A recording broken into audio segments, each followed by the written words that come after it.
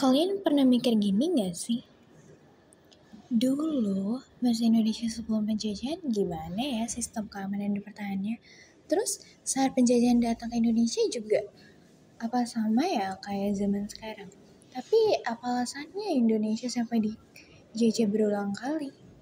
Lalu kira-kira sistem pertahanan yang gimana sih yang buat Indonesia tuh terlepas dari penjajahan?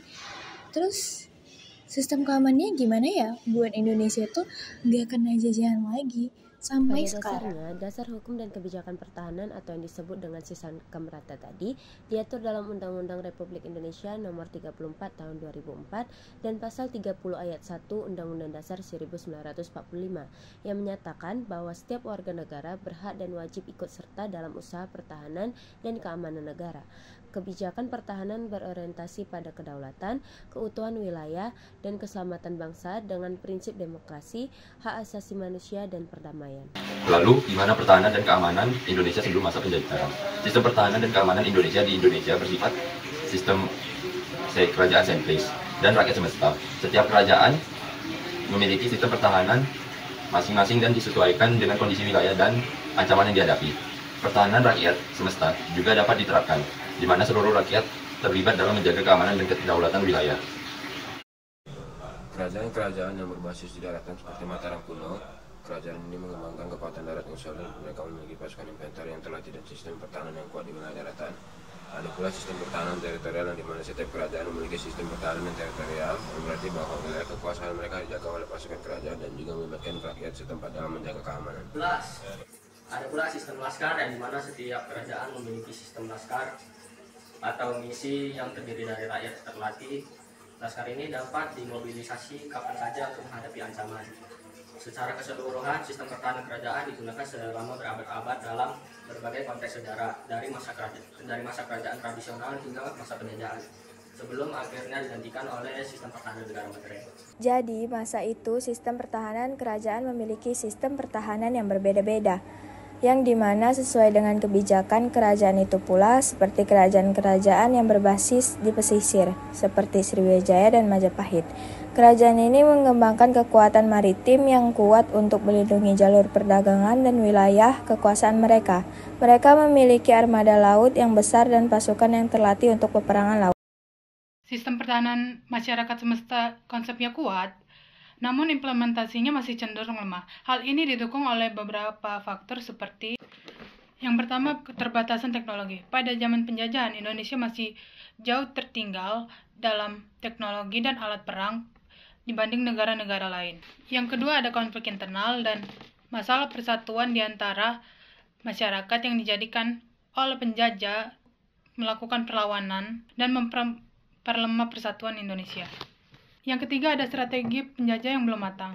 Pada saat itu, penjajah seringkali menggunakan divide et impera atau disebut adu domba yang mengakibatkan propaganda dan pecah belah di suatu wilayah. Yang keempat, adanya kurang informasi dan edukasi ke kalangan masyarakat untuk membangun kesadaran dan perlawanan terhadap penjajah. Kalian tahu juga nggak sih, ternyata saat kami mencari informasi tentang penjajahan, kami pernah sempat bertanya kepada kakek yang pernah mengalami masa penjajahan, yang ia berkata bahwa sebenarnya penjajah juga mengambil kesempatan untuk menghasut beberapa kerajaan untuk saling berperang. Jadi, sistem pertahanan dan keamanan di Indonesia itu dikenal sebagai sistem pertahanan keamanan rakyat semesta atau Sinhan Kamrata, yang dimana sistem ini melibatkan seluruh warga negara, wilayah, dan sumber daya nasional sebagai satu kesatuan pertahanan yang utuh. Tujuannya adalah menegakkan kedaulatan negara, mempertahankan keutuhan wilayah NKRI, dan melindungi keselamatan bangsa dari setiap ancaman. Perlu kita ketahui dulu nih, apa sih alasan tiap negara menjajah Indonesia? Mulai dari Portugis. Awalnya, Portugis itu tertarik pada rempah-rempah dan jalur perdagangan. Kemudian memperluas kekuasaan dan menyebar agama Katolik. Lalu ada juga Belanda yang dimana ia ingin mencari rempah-rempah, menguasai perdagangan, serta memperluas wilayah kekuasaan untuk membiayai perang dan meningkatkan ekonomi mereka. Lalu ada Spanyol, yang dimana ia sama seperti Portugis, dia mencari rempah-rempah dan jalur perdagangan, serta ia ingin juga memperluas pengaruh agama. Kemudian, Inggris bertujuan untuk menguasai perdagangan, memperluas pengaruh politik, dan memanfaatkan sumber daya alam Indonesia, termasuk rempah-rempah dan hasil bumi lainnya. Jepang membutuhkan sumber daya alam dan tenaga kerja untuk mendukung upaya perang mereka selama Perang Dunia II, serta memperluas pengaruh politik dan militer di Asia. Selain itu, ada juga faktor internal Indonesia yang turut mendorong penjajahan, seperti kondisi politik yang belum stabil dan kekayaan alam yang melimpah, yang menjadi daya tarik bagi bangsa asing.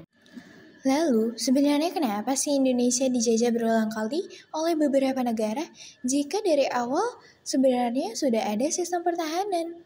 Adapun faktor eksternal yang mendukung negara asing menjajah Indonesia, yaitu dengan negara-negara penjajah memiliki keunggulan teknologi militer yang signifikan seperti persenjataan modern, ada kapal perang dan pesawat terbang, serta motivasi ekonomi dan politik dari negara-negara penjajahan menjadi faktor pendorong utama penjajahan. Terus, sebenarnya Indonesia tuh merdeka pakai sistem apa ya? Nah, walaupun waktu itu belum ada nama resminya, tapi konsep yang dipakai udah kayak sistem pertahanan dan keamanan rakyat semesta. Artinya, semua elemen masyarakat ikut berjuang, bukan cuma tentara, tapi juga rakyat biasa, pelajar, ulama, sampai juga perempuan. Mereka ada yang angkat senjata, bantu logistik, sampai bergerilya lawan penjajah. Jadi, perjuangannya itu benar-benar dari seluruh rakyat, bukan satu pihak saja. Setelah Indonesia merdeka, barulah konsep ini disempurnakan dan dijadikan sistem resmi yang dikenal sebagai Sishan Kamrata, dan sekarang jadi dasar sistem pertahanan kita. Dengan sistem itu, TNI dan Polri jadi ujung tombak, tapi masyarakat juga tetap punya peran penting. Itulah kenapa sampai sekarang sistem pertahanan dan keamanan kita masih bisa bertahan, karena dibangun dari semangat kebersamaan dan gotong royong rakyat Indonesia.